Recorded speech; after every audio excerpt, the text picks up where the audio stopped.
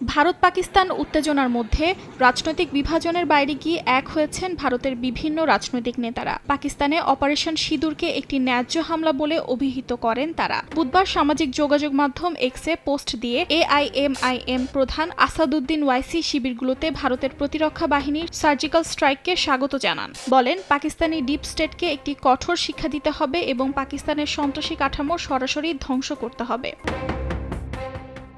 ভারতের পররাষ্ট্রমন্ত্রী এস জয়শঙ্কর আন্তর্জাতিক দায়িত্ববোধের ওপর জোর দিয়ে বলেন, সন্ত্রাসবাদের ক্ষেত্রে বিশ্বকে শূন্য সহনশীলতা দেখাতে হবে। ভারতের সশস্ত্র বাহিনীর প্রতি গর্ব প্রকাশ করেন কংগ্রেস নেতা রাহুল গান্ধী। কংগ্রেস সভাপতি মল্লিকার্জুন খার্গে দলের অটল অবস্থাকে জোর দিয়ে সশস্ত্র বাহিনীর সাহসিকতাকে সাধুবাদ জানান। উত্তরপ্রদেশ কংগ্রেস সভাপতি অজয় রায়ও সশস্ত্র বাহিনীর প্রশংসা করে তাদের অভিনন্দন জানান। ভারতীয় সেনারা নারীদের সিঁদুর রক্ষা করেছে বলেন আরজেডি নেতা তেজস্বী যাদব।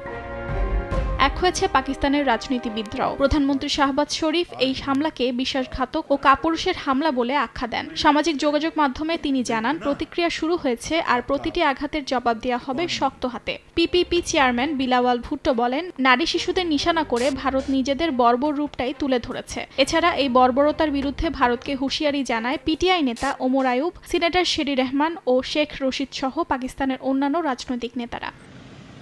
অর্জিতা শাহজিন, সময় সংবাদ।